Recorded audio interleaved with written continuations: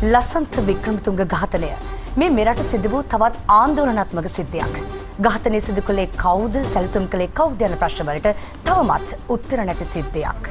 එමෙන්ම පසුගිය දිනක මෙම නඩුවට අදාළව අත්අඩංගුවට ගෙන සිටින සැකකරුවන් නිදහස් කිරීමට නිර්දේශ කළ බවටත් වාර්තා පළ වුණා. කෙසේ වෙතත් නීතිපති දෙපාර්තමේන්තුව අද මේ සම්බන්ධයෙන් කරුණු පැහැදිලි කළා. තාක්ෂණය හා විද්‍යාව සමග ඇතිවන දියුණුව තමයි ජනතාවගේ ජීවිත පහසු කරවන්නේ. කාර්යක්ෂම, ගුණාත්මක හා නාස්තිය අවම සේවාවක් ලබා දෙන්නත් එමගින් හැකියාව ලැබෙනවා. අද අපිටත් එහෙම ආරම්භයක් ගන්න හැකියවීම සතුටක්. රාජ්‍ය සේවාවන් ඩිජිටල්කරණය කිරීමේ පළමු පියවර අද ක්‍රියාත්මක වුණේ ජනාධිපතිවරයාගේ ප්‍රධානත්වයෙන්. ජල සම්පාදන මණ්ඩලය මගින් නිකුත් කරන පානීය ජලය හොඳද නරකද? මේ පාර්ලිමේන්තුවෙන්ම එළියට ආපු ප්‍රශ්නයක්. ඊයේ මතුවු මේ ප්‍රශ්නය ගැන අදත් පාර්ලිමේන්තුවේ සාකච්ඡා වුණා. කෙසේ වෙතත් පාතාලය ගැන කතා කරන එකත් දැන් අපිට අලුත් දෙයක් නෙවෙයි. හැමදාම මේ වචනය අහන්න ලැබෙනවා. විවිධ ක්‍රියාකාරකම් වලට සම්බන්ධ පුද්ගලයන් 70ක් විතර ඩුබායි ඇතුළු විවිධ රටවල් වල සැඟවී සිටින බව තමයි පොලිසිය කියන්නේ. කොහොම වුණත් ඔවුන්ව ගෙන්වා ගන්න රත්තු වරෙන්තු නිකුත් කරලා. ඒ අනුව අදත් එවැනි සැකකරුවන් 3 දෙනෙකු ගෙන්වා ගැනීමට මෙරට ආරක්ෂක අංශ කටයුතු කරලා තිබුණා. ලින්ඩරෙන් පාර්ලිමේන්තුවට ගිය රවී කරුණානායක මන්ත්‍රීවරයා තමයි ඒ යෝජනාව ගෙනාවේ. අරගල සමයේ විනාශයට පත් වූ නිවාස වෙනුවෙන් හිටපු මැති ඇමතිවරු මිලියන ගණනින් වන්දිගත් බව දැන් රහසක් නෙවෙයිනේ. ඊයේ රජය සංඛ්‍යාලේඛන සහිතව මේ ගැන තොරතුරු අනාවරණ කළා. ඒ වගේම දැන් වන්දිගත් හිටපු මැති ඇමතිවරුන් ප්‍රතිචාර දක්වන්නත් ආරම්භ කළා තියෙනවා. දැන් අර්ත් පල්ස් ගෙනෙන්නේ ප්‍රබෝධි රත්නායක. ස්තුතියි චානු. මුළු ලෝකයම මේ දවස්වල කතා කරන්නේ ඇමරිකානු ජනපති ඩොනල්ඩ් ට්‍රම්ප්ගේ තීන්දුව తీරන ගැන. ඒ වගේම ඔහු කරන ප්‍රකාශන සම්බන්ධයෙන්ුත් විශේෂයෙන් අවධානයට ලක් වෙනවා. තවත් අතකින් ඇමරිකාවේ එක පෙළට සිදු වූ ගුවන් අනතුරු. ඒ අවධානයට ලක්ව ඇති තවත් කරුණක්. මේ අතර ඇමරිකානු ජනපතිවරයා අනුගමනය කරමින් ඊශ්‍රායලයේද එක්සත් ජාතීන්ගේ මානව හිමිකම් කවුන්සිලෙන් ඉවත් වීමට තීරණය කළා. විදේශ තොරතුරු සවිස්තරාත්මකව දකින්න දැන් ඒ සමගින් දැනට අපි සමුගන්නවා. හමුවෙමු හෙටත් රාත්‍රී 8ට. සුබරාත්‍රියක්. ගාල්ල හිනිදුඹ ප්‍රදේශයේදී කුද්දා පුද්ගලයන් 3 දෙනෙක් වෙඩි තබා ඝාතනය කිරීමේ සිද්ධිය සම්බන්ධයෙන් සැකකරුවන් 2 දෙනෙක් අත්අඩංගුවට ගෙන තිබෙනවා. ඉනෙක් සැකකරුවෙක් හිටපු අමාත්‍ය මනුෂ්‍ය නානායක්කර මහතාගේ සම්බන්ධීකරණ ලේකම්වරයෙක් බවයි වාර්තා වන්නේ. මේ අතර ඊයේ රාත්‍රියේ අම්බලන්තොට ප්‍රදේශයේදී පුද්ගලයන් 3 දෙනෙක් කපා කොටා ඝාතනය කිරීම සම්බන්ධයෙන් සැකකරුවන් 5 දෙනෙකු අත්අඩංගුවට ගෙන තිබෙනවා. Channel 4 නාලිකාවට සම්මුඛ සාකච්ඡාවක් ලබා දුන් අසාත් මෞලානා ලංකාවට රැගෙන විත් ඔහුගෙන් ලබා ගන්නා ප්‍රකාශ පදනම් කර ගනිමින් හිටපු හමුදා බුද්ධ්‍යංශ ප්‍රධානී මේජර් ජෙනරාල් සුරේෂ් සලේ සහ හිටපු ජනාධිපති ගෝඨාභය රාජපක්ෂ මහතා අත්අඩංගුවට ගැනීමේ සැලැස්මක් ඇති බව නීතිඥ උදය ගම්මන්පිල මහතා පවසනවා. පිවිතුරු හෙළවුරුමිය පක්ෂ කාර්යාලයේ අද පැවති මාධ්‍ය හමුවකට එක්වෙමින් ඒ මහතා මේ බව සඳහන් කළා. දිවයිනේ පවතින පොල් අර්බුදය විසඳීම සඳහා පොල් කිරි, වියලි පොල් කැබලි ඇතුළු පොල් ආශ්‍රිත නිෂ්පාදන කිහිපයක් ආනයනයට අවස්ථාව ලබා දෙමින් කැබිනට් පත්‍රිකාවක් ඉදිරිපත් කිරීමට කටයුතු කරන බව පොල් සංවර්ධන අධිකාරිය පවසනවා. මේ අතර වී සඳහා සහතික මිලක් තවමත් ප්‍රකාශයට පත් නොකිරීම තුළින් Taman දැඩි අර්බුදයකට මුහුණ දෙමින් සිටින බවත් කඩිනමින් මිලක් නියම නොකළහොත් දැඩි තීන්දුව తీරන ගැනීමට සිදුවන බවත් ගොවි සංවිධාන අවධාරණය කළා. නීති විරෝධී ලෙස එකලස් කර ව්‍යාජ එන්ජින් අංක සහ චැසි අංක යොදා අලෙවි කිරීමට සූදානම් කර තිබූ රුපියල් කෝටි 7ක් වටිනා ජීප් රථ 5ක් වලාන මධ්‍යම දූෂණ මර්දන ප්‍රහාරක බලකාය විසින් අද සිය බහරයට ගනු ලැබුවා. මේ සම්බන්ධයෙන් සැකපිට අත්අඩංගුවට ගෙන ඇත්තේ මෝටර් රථ අලෙවිස්සලක හිමිකරුවෙකු වන කලවාන පොල්කටුවේ ගඩ්ඩා නැමැති අන්වර්ථ නාමයෙන් හැඳින්වෙන අය. සිංහල සිනමාවේ හැරවුම් ලක්ෂයක් සනිටුහන් කරමින් තිරගත වන රාණී චිත්‍රපටය ප්‍රදර්ශනය ආරම්භ කර මෙවන විට දින 4ක් ගත වනවා. මෑත කාලයේ මෙරට චිත්‍රපටයක් තිරගත කර කෙටි කාලයක් තුළ සියලු ආදායම් වාර්තා බිඳ හෙලන්නට රාණී සිනමාපටය සමත් වී තිබෙන්නේ තිරගත කර පළමු දාසිට ලැබුණු ඉහළ ප්‍රේක්ෂක ප්‍රතිචාර නිසාමයි.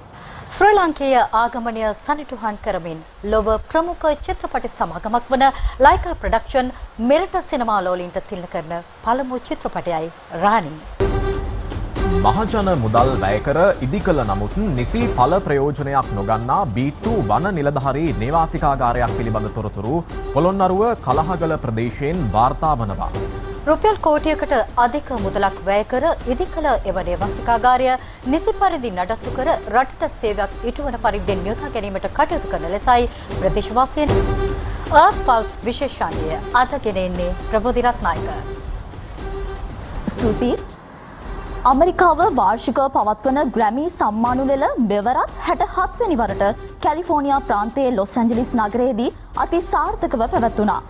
සම්මානුලෙලේ හොඳම දේශීය අනන්‍යතාව සහිත ස්වදේශීය ගීත ඇල්බමයට හිමි සම්මානය බියොන්සේගේ කවුබොයි කාටර් ගීත ඇල්බමය හිමි කරගත් අතර එම ජයග්‍රහණය ප්‍රකාශයට පත් කළ ටේලර් ස්විෆ්ට් මීට වසර 15කට පෙර එම සම්මානය දිනාගෙන තිබීමද විශේෂත්වයක්.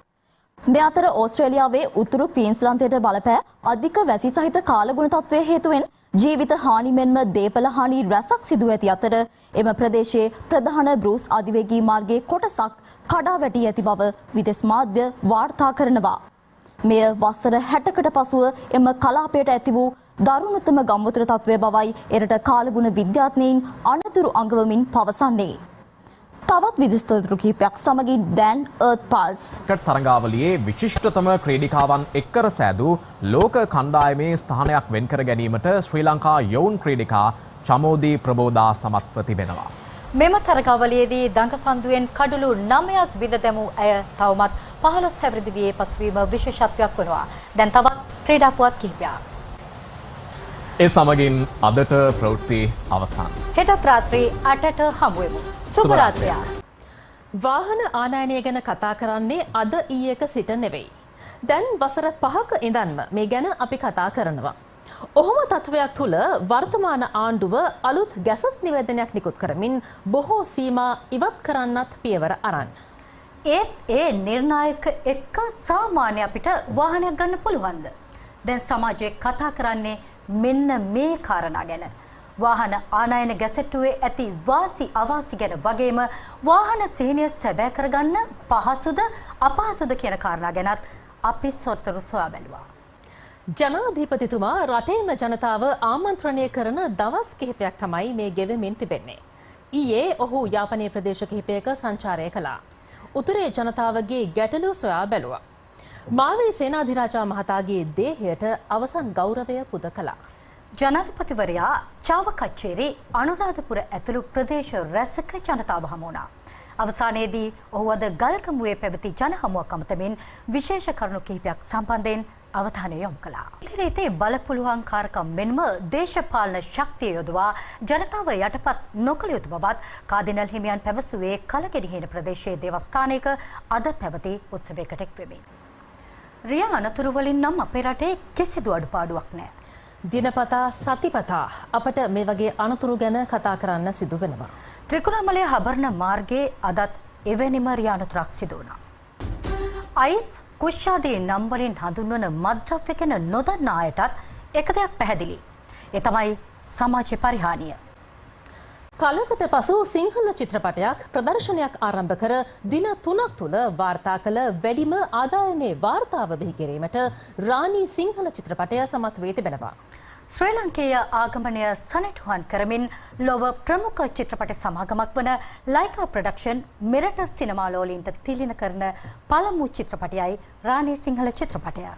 මෙරට චිත්‍රපටයක් විශේෂ දර්ශනය දිනයේදී වැඩිම ආදායම් ඉපයීම් වාර්තාවත් රාණී චිත්‍රපටය විදෙස් තොරතුරු සමගින් අද Earth Pulse ගෙන එන්නේ ප්‍රබෝධී රත්නායක.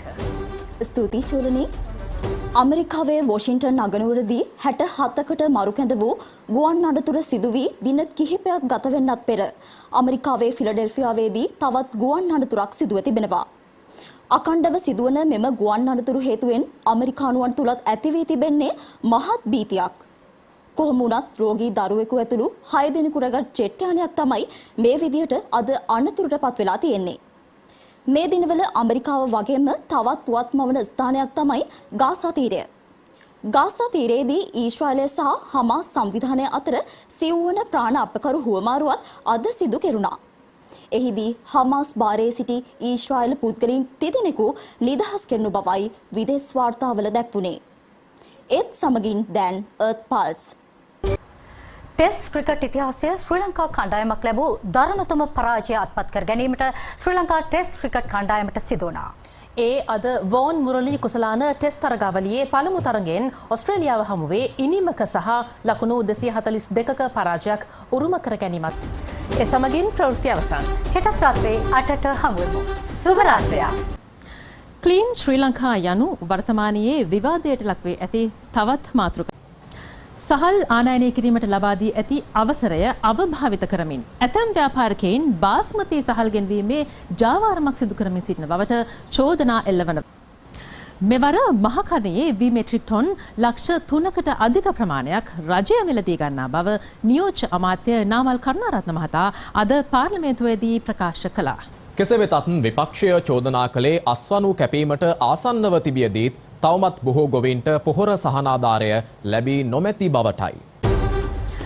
උතුරු මැද පළාතේ රජයේ පාසල්වල 6 සහ 7 ශ්‍රේණිවල 3 වන වාර විභාගයේ පිළිතුරු පත්‍ර සමාජ මාධ්‍යයට මුදා හැරීම සම්බන්ධයෙන් චෝදනා එල්ල වූ ගුරුවරියකගේ වැඩ තහනම් කිරීමට උතුරු මැද පළාත් අධ්‍යාපන බලධාරීන් තීරණය කර රුපියල් 2කින් කිලෝමීටරයක් යන්න පුළුවන්ද? ඇත්තටම එහෙම කියද්දී ඔබට පුදුම හිතෙනවත් ඇති. දේශීය ඉංජිනේරුවන්ගේ දැනුමෙන් ලංකාවේ අපිට ලැබෙන අපේම කියන්න පුළුවන් අපේ දෙයක් ගැනයි මේ කියන්න යන්නේ. ඔව් මේ සියල්ල අපි බලමු Icon 8 තුලින්. බතික් කලාව සිතද ගන්නා සුළු කලාවක්. ඒ අතුරින් ලාංකේය බතික් කලාවට හිමිවන්නේ සුවිශේෂී ස්ථානයක්. කෙසේ වෙතත් වර්තමානය වන විට දේශීය බතික් කර්මාන්තකරුවන් ගැටලු රාශියකට මැදි වී සිටින තත්වයක් හඳුනා ගන්න පුළුවන්. පසුගිය ජනාධිපතිවරණ සමයේ හිටපු ක්‍රීඩා අමාත්‍ය හරින් ප්‍රනාන්දු මහතා විසින් රට පුරා දියත් කළ ස්මාර්ට් යූත් ප්‍රසංගමාලාව ඔස්සේ සිදුව ඇති වංචනික ගනුදෙනු රැසක් සම්බන්ධයෙන් මේ වන විට තොරතුරු අනාවරණ වී තිබෙනවා. ශ්‍රී ලංකා ක්‍රිකට් කණ්ඩායම මෙරටින් පිටතදී අඛණ්ඩව ලැබූ 8 වැනි එක්දින තරගාවලි පරාජය අත්විඳීමට අද සිදු වුණා. නවසීලන්තයට එරෙහි දෙවන එක්දින තරගයෙන් ලකුණු 113ක දැවැන්ත පරාජයක් හිමිවීමත් සමගයි තරගය පැවැත්වුණේ නවසීලන්තයේ හැමිල්ටන්හිදී. ඒ සමගින් අදට ප්‍රවෘත්ති අවසන්. හෙටත් රාත්‍රී 8ට හමු වෙමු. සුබ රාත්‍රී. පහ ශ්‍රේණිය ශිෂ්‍යත්ව විභාගය. යම් යම් අර්බුදවලට ලක්වුණු තවත් විභාගයක්. කොහොම වුණත් මේ වෙද්දී එම විභාගයේ ප්‍රතිඵල නිකුත් වෙලා අවසන්. ඒ වගේම විභාගයේ විශිෂ්ට ලෙස සමත් වූ දූදරුවන් හමු වෙන්නටත් අපිට පුළුවන් වුණා. ඔබ ඒ ප්‍රවෘත්තියේ දැක්ක වගේම මෙවර ශිෂ්‍යත්ව විභාගයෙන් දිවයිනේ ප්‍රථම ස්ථානය දිනාගන්නේ හොරණ රාජකීය විද්‍යාලයේ බිසන්දි යෙවින්යා. ලකුණු 188ක් අරගෙන ලේසි පහසු ලකුණු ප්‍රමාණයක් නෙවෙයි. ඉතින් අද අපි වාසනාවන්ත වුණා මොන්රා ලයිව් ඇට් 8 මැදිරියට ඇය බොහොම ගෞරවයෙන් ආදරයෙන් කැඳවා ගන්න. ආයිබන් පුතේ. ආයිබන් පුතේ. මුලින්ම නේත්‍ර අපි අපේ සුභාශිංසන බිසන්දිට මේ ආකාරයෙන් පිරිනමමු. වාසනාවන්ත සුභානාගතයක් වේවා. බිසන්දි පුතේ හැමෝම කැමතිනේ ඉගෙනගෙන රටට වැඩදායී පුද්ගලෙක් වෙන්න. දැන් ශිෂ්‍යත්වයෙන් ලංකාවේ වැඩිම ලකුණු ගත්තේ ඔයා. මොන වගේ සතුටක්ද ගෙදර අයට ඔයාට ඉස්කෝලේ අපි දැන් දැක්කා නිවුස් එකේ යනවා. මොන වගේ සතුටක්ද දැනුනේ? ගොඩාක් සතුටක්. කොහොමද ඉස්සර ලකුණු ප්‍රමාණයක් ලබාගෙන තියෙනවා කියලා දැනගත්තේ?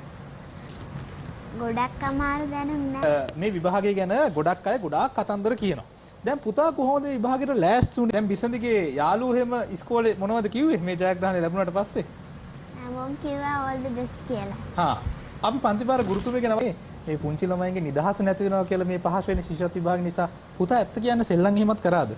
මම සෙල්ලම් කරා. සෙල්ලම් කරා නේ? හරි. දැන් ඉතින් ඔන්න 6 වසරට තමයි යන්න නියමිත වෙලා තියෙන්නේ. පුතා ලොකු වෙලා සාමාන්‍ය පෙළත් ලියලා උසස් පෙළත් ලියලා කවුරු වෙන්නද බලාපොරොත්තුව? ත්‍ත්වේ ලබා දෙන්න හැකියාව ශක්තිය ධෛර්ය වාසනාව ලැබෙන්න කියලා. ඒ වගේම ශිෂ්‍යත්ව විතරක් නෙවෙයි සාමාන්‍ය පෙළත් උසස් පෙළත් බොහොම සාර්ථකව ජයග්‍රහණය කරලා විශ්වවිද්‍යාල වරම් ලබාගෙන රටට ඊටාම වැඩදායී වාසනාවන්ත පුරවැසියෙක් වෙන්න.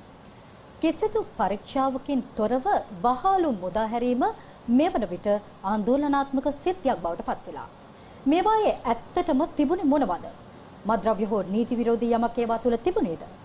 මේ සමාජයේ වැසි සහිත කාලගුණ තත්ත්වයේ බලපෑමෙන් බොහෝ ප්‍රදේශවල ජනතාව පීඩාවට පත් වෙලා. ජල ගැලීම්, වගාහානි ඇතුළු බොහෝ පීඩාවන්ට මුහුණ දීමට දැන් නිරන්තරයෙන් සිදුවන තත්ත්වයකොත් ඇති වෙලා තියෙනවා.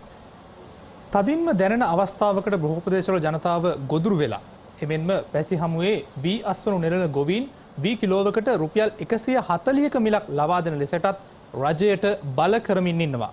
කාලගුණයේ බලපෑම් පිළිබඳ තව හිටපු ජනාධිපති මහින්ද රාජපක්ෂ මහතා අද ශ්‍රේෂ්ඨාධිකරණය හමුවේ මූලික අයිතිවාසිකම් පෙත්සමක් ගොනු කළා. ඒ ඉවත් කර ඇති ආරක්ෂාව නැවත ලබා දෙන ලෙස සංචාරක කර්මාන්තය පවත්වාගෙන යාමේදී ඇතිවන ගැටලු මගහැරවීමට රජයේ අවධානය යොමු වෙලා. ඊට අදාළව නීති සංශෝධනය කරන්නටත් රජය ප්‍රදේශ කිහිපයකින් වාර්තා වූ තොරතුරු කිහිපයක් සමග දැනෙක්වන්නේ රටවටා මොන දැනට අපි සමුගන්නවා. හෙටත් රාත්‍රී 8ට හමු වෙමු. සුබ රාත්‍රියක්.